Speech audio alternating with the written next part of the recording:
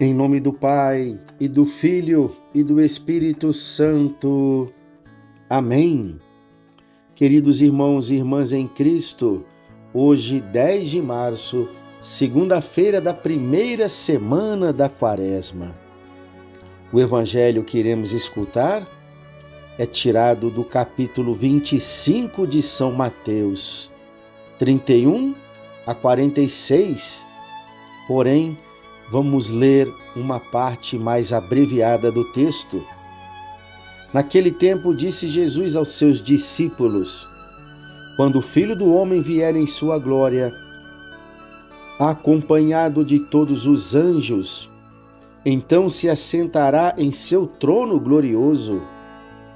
Todos os povos da terra serão reunidos diante dele, e ele separará uns dos outros, assim como o pastor separa as ovelhas dos cabritos, e colocará as ovelhas à sua direita e os cabritos à sua esquerda. Então o rei dirá aos que estiverem à sua direita: vinde, benditos de meu Pai, recebei como herança o reino que meu Pai vos preparou desde a criação do mundo. Pois eu estava com fome e me destes de comer. Eu estava com sede e me destes de beber. Eu era estrangeiro e me recebestes em casa. Eu estava nu e me vestistes. Eu estava doente e cuidastes de mim. Eu estava na prisão e fostes me visitar. Palavra da salvação. Glória a vós, Senhor. Um rei faminto, que sente frio, se encontra enfermo, estrangeiro sem casa, doente e abandonado numa prisão? Duro de entender. Sim, o nosso rei é um rei mendigo, vive de esmolas, senhor de tudo, mas prefere passear por nossas ruas com as mãos vazias, estendidas em nossa direção. Por que ele teria assumido esse disfarce, hein? Ora, ele conhece bem a nossa natureza humana decaída, sabe que somos interesseiros e bajuladores, queremos agradar a quem nos agrada, servir a quem nos serve, favorecer a quem nos favorece, ser gentil com quem nos é gentil. E se o rei se manifestasse a nós no primeiro momento, na sua primeira vinda, em todo o seu poder e majestade, logo estaríamos estendendo tapetes vermelhos à sua passagem, dobrando nossos joelhos e cheios de interesses pessoais, logo estaríamos de olho em ganhar dele algum ministério ou, quem sabe, uma subsecretaria. Sim, é duro reconhecer, mas a proximidade dos poderosos pode despertar em nós aquilo que temos de pior: busca de vantagens, privilégios, favorecimentos pessoais e etc.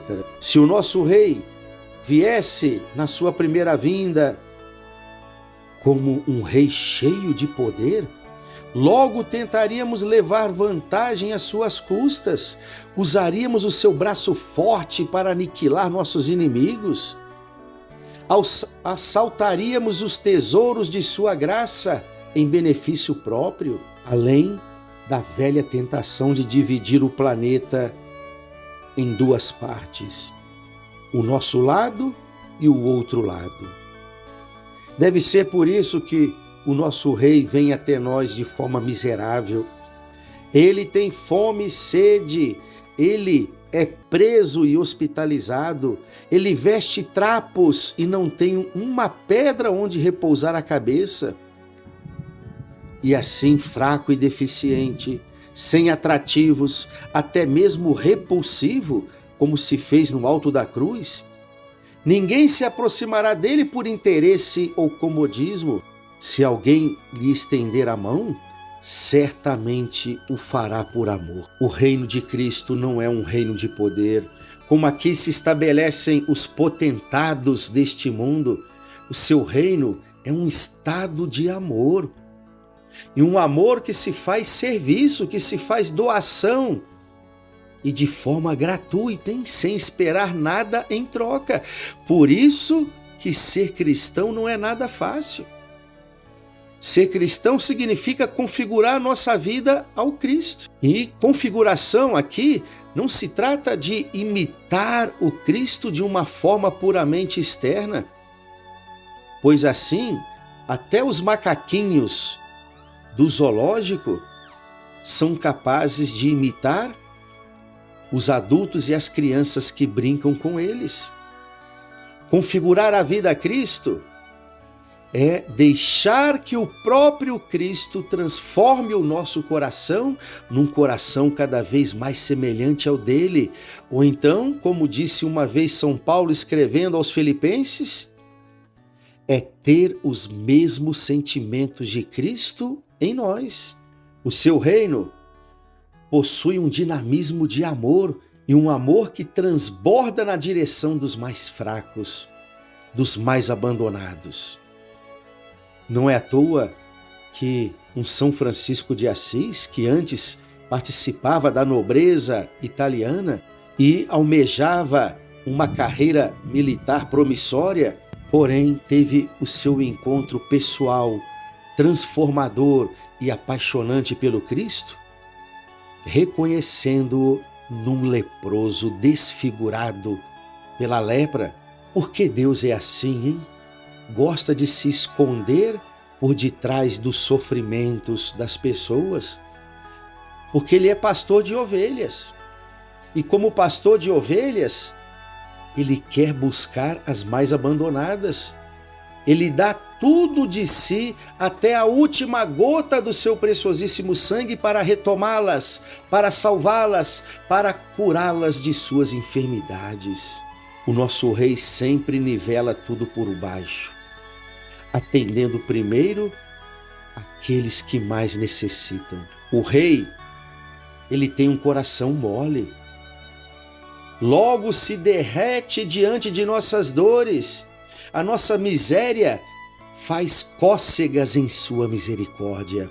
E por isso, em meio às nossas dores, quando o invocamos, ele se derrama em misericórdia sobre nós.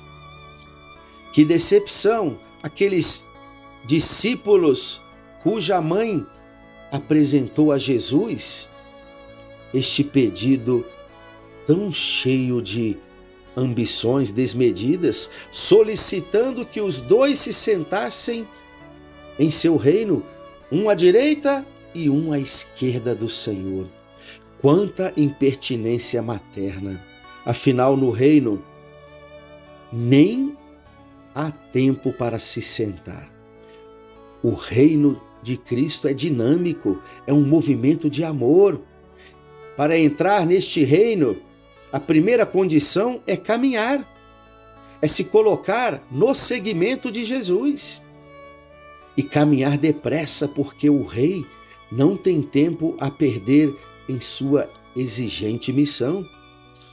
Mas tem outra condição para fazer parte do reinado de Cristo: servir como Ele serviu.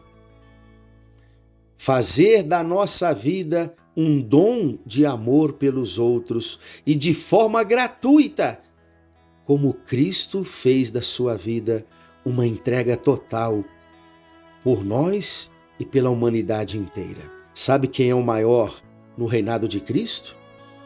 É aquele que consegue se abaixar para servir os mais sofredores.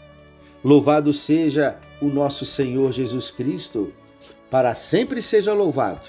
O Senhor esteja convosco, Ele está no meio de nós. Abençoe-vos o Deus Todo-Poderoso, o Pai e o Filho e o Espírito Santo. Amém. Uma ótima segunda-feira para você e sua família.